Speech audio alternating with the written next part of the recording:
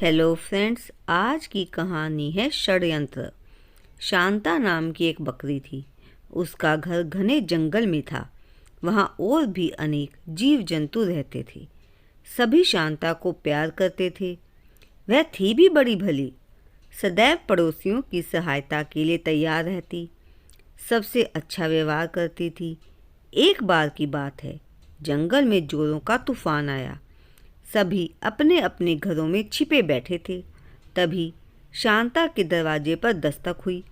शांता ने पहले तो सोचा कि तूफान से खटखट हो रही होगी, पर देर तक खटखट होती रही तो वह उठी और दरवाज़ा खोलने पर उसने पाया कि एक भेड़ भीगी हुई परेशान सी बाहर खड़ी है। वह कह रही थी, बहन, मैं दूसरे जंगल से आई हूँ, रास्ता भटक गई हूँ। इस तूफान में तुम मुझे शरण दो। तभी जोर से बिजली कड़की। एक बार तो दोनों सहम गई। शांता ने भेड़ का हाथ पकड़कर तेजी से अंदर ले जाते हुए कहा, बहन, इसे अपना ही घर समझो और निसंकोच यहाँ रहो।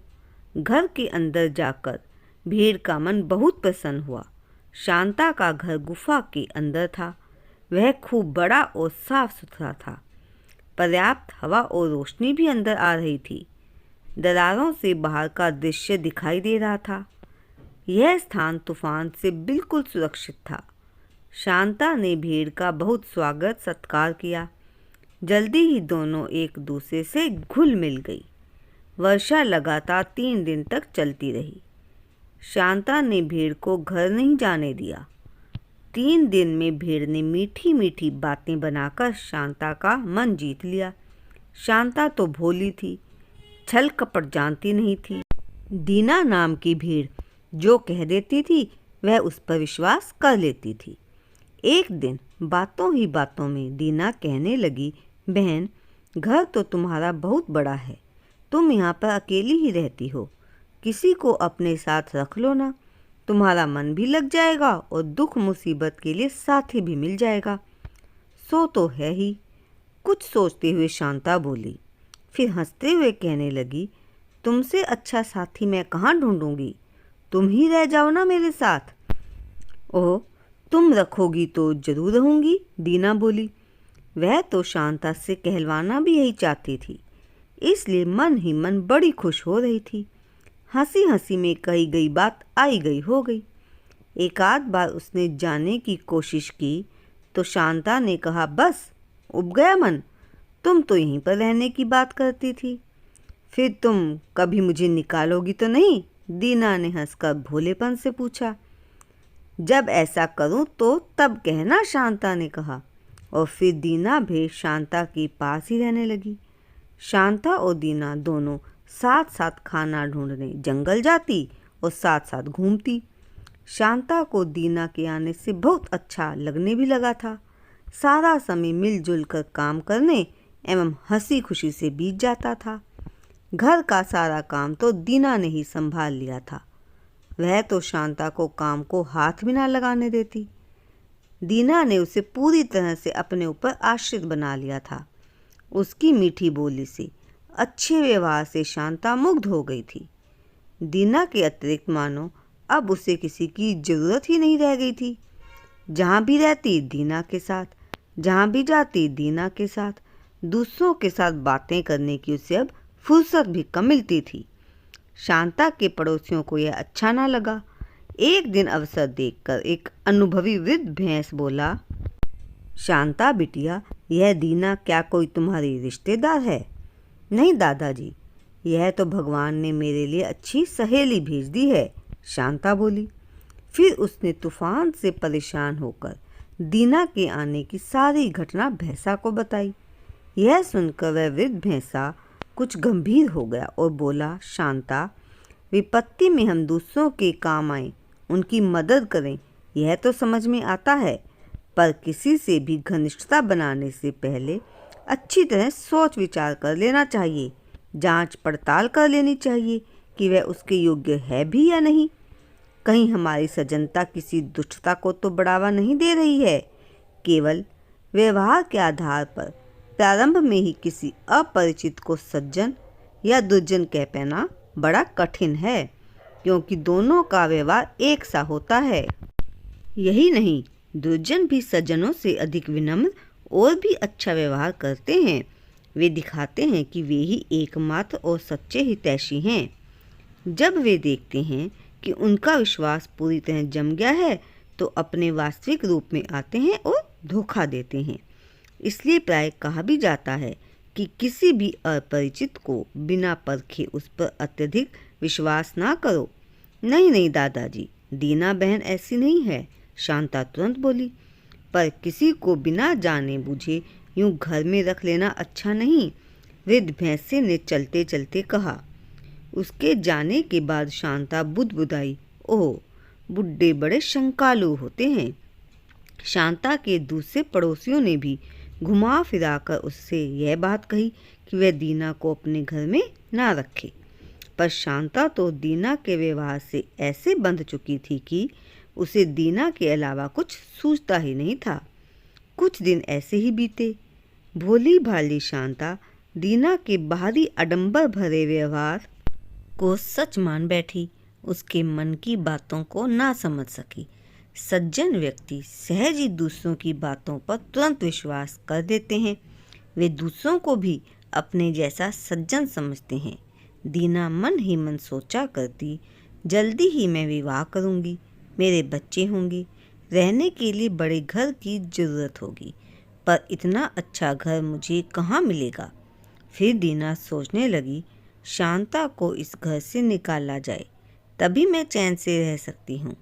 उसने मन ही मन निर्णय लिया कि इसे मैं अपने रास्ते से दूर करके ही रहूँगी। दीना कई दिन तक यह सोचती रही कि शांता को इस घर से कैसे निकाला जाए। शांता आसानी से निकलने के लिए तैयार ना होगी। फिर झगड़ा होने पर पड़ोसी भी शांता का ही पक्ष लेंगे। इसलिए दीना ने सोचा, सीधे सीधे इससे कुछ भी कहना बेकार है, मुझे छल से काम लेना होगा। और मन ही मन उसने एक षड्यंत्र रचा। उस दिन मौसम सुहावना था, ठंडी ठंडी हवा चल रही थी। दीना शांता से कहने लगी, चलो दीदी, आज तो जंगल के पार नदी किनारे घूमने चले। शांता तो कभी दीना की किसी बात के लिए मना करती ही नहीं थी। वह उसके साथ चल दी। रास्ते भर दीना उससे चापलूसी भरी मीठी मीठी बातें करती रही। घूमते घूमते वे ऊंचे एक टीले पर चढ़ गई। नीचे कलकल करती नदी बह रही थी। ओह देखो तो दीदी, नीचे का दृश्य कितना मनोहर है, दीना बोली। शांता जैसे ही नीचे झुकी तो दीना ने उसे जोर से धक्का दे दिया। शांता कुछ समझ पाती, संभल पाती, इससे पहले ही वह टीले से लुढ़कती, बल खाती नीचे नदी की धार में बीचों बीच आ गिरी। दीना बड़े ध्यान से देख रही थी। शांता को पानी में डूबते देख वह फुसफुसाई, बस अब तेरा काम तमाम हो गया। वह खुशी खुशी घर की ओर चल पड़ी। घर के पास आने पर दीना ने जोर जोर से रोना प्रारंभ कर दिया। घर आकर तो वह पछाड़ खाकर गिर पड़ी। उसकी आवाज़ सुनकर सारे पड़ोसी दौड़े चले आए। दीना उन्हें बिलख बिलख कर बता रही थी कि जंगल में एक भेड़िया आकर शांता को उठा ले गया। यह सुनकर सारे पड़ोसी धक से रह गए। अब किया भी क्या जा सकता था। वे दीना को तरह तरह से धैर्य बंधा रहे थे। दीना बार बार कह रही थी, हाय रे, भेड़िया मुझे क्यों नहीं उठा ले गया। शांता के बिना मेरा जीना बेकार है, मैं भी मर जाऊंगी। पड़ोसी उसे तरह तरह से धैर्य बंधाते रहे। वे उसे समझा बुझाकर अपने घर वापस लौट गए। उधर जब शांता नदी की धारा में डुबकी लगा रही थी तो बूढ़े भैंसा ने, जो दूसरे किनारे पर कीचड़ में बैठा था, उसे देखा। वह तुरंत तेजी से तैरता हुआ आया। नदी की बीच धारा में गहरा पानी था। वहाँ बस कुछ बुलबुले उठते दिखाई दे रहे थे और कुछ भी नहीं था। आज पता नहीं कौन नदी में डूबा है, भैंसा मन ही मन कहने लगा। सहसा तभी उसे किसी जानवर की पूंछ पानी में तैरती हुई दिखाई दी। उसने जल्दी से उसे खींच लिया। पूंछ खींचे जाने पर पानी में डूबी हुई शांता ऊपर आ गई। ओह शांता, तुम? भैंसा उसे देखकर आश्चर्य से बोला। वह जल्दी से बेहोश सी शांता को किनारे पर लाया। उसके नाक, गले, फेफड़ों में पानी भर चुका था। भैंसे ने उसे उल्टा लिटाया और फेफड़े दबाकर पानी निकाला। घंटों उपचार करने के बाद कहीं जाकर शांता ने आंखें खोली। अपनी मेहनत सफल होते देख भैंसा प्रसन्नता से झूम उठा। वह शांता के सिर पर अपना हाथ फिराते हुए बोला, शांता बिटिया, चिंता न करो, अब तुम बिल्कुल ठीक हो। ओह, मैं यहाँ कैसे आ गई?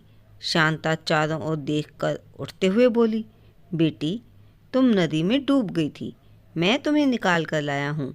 भैंसा बोला। यह सुनते ही शांता की आंखों के आगे कुछ समय पहले की घटना घूम गई। वह फूट फूट कर रोने लगी। अरे, तुम रोती क्यों हो? तुम नदी में कैसे गिर पड़ी? क्या तुम आत्महत्या करने जा रही थी? भैंसे ने एक साथ में ही अनेक प्रश्न पूछ डाले। तब शांता ने भैंसे को सारी बात बता दी कि किस प्रकार दीना ने उसे धक्का दिया था। शांता बहुत ही दुखी होकर कह रही थी, दादाजी, मुझे चोट खाने और डूब जाने का उतना दुख नहीं है जितना दीना से विश्वासघात पाने का है। जिसे सदा हम दिल से चाहते हैं, उसका इतना बड़ा विश्वासघात हमें बहुत गहरी पीड़ा देता है। सांझ होने वाली थी। भैंसा बोला, चलो अब घर चलें। उसने शांता को अपनी पीठ पर बैठाया और घर की ओर चल पड़े। रास्ते में भैंसे ने मन ही मन सारी स्थिति पर विचार किया। उसने शांता को अपने घर उतारा और बोला, तुम्हारी तबीयत ठीक नहीं, तुम अभी यहीं आराम करो। फिर वह सही स्थिति जानने के लिए पड़ोसियों के पास गया। उनसे सारी बातें सुनने के बाद भैंसे की आंखें लाल हो उठी। भैंसे ने उन्हें जब सही बात बताई तो सारे जानवर गुस्से से भड़क उठे। वे गुस्से से चिल्लाए, इस दुष्ट को तो आज सबक सिखा कर ही रहेंगे। सब तेजी से दीना के घर की ओर दौड़ चले। दीना को इस बात की सपने में भी उम्मीद नहीं थी। वह तो बैठी दावत उड़ा रही थी। सहसा ही जानवरों ने दरवाजा तोड़ डाला और घर में घुस आए। दीना कुछ समझ पाई इससे पहले ही उसे दबोच लिया। वह हक्की बक्की रह गई। तभी भैंसे ने कसकर उसके गाल पर तमाचे लगाए और सींगों से जोर से झकझोर कर पूछा, बोल पापिनी, तुझे क्या दंड दिया जाए? क्यों मारते हो मुझे? मैंने ऐसा क्या किया है? दीना रिरियाती हुई बोली, विश्वासघातिनी, दुष्टनी, तुझे मारेंगे नहीं तो क्या तेरी पूजा करेंगे? कहते हुए एक सुअर ने उसकी सारी ऊन नोच डाली। दूसरे जानवर भी गुस्से में भरकर खड़े थे। सभी दीना पर टूट पड़े। किसी ने उसकी पूंछ उखाड़ी, किसी ने सींग तोड़े तो किसी ने दांत हिला दिए। उन सारे जानवरों ने मार मार कर दीना को अधमरा बना दिया था। तभी वहां सहसा शांता ने प्रवेश किया।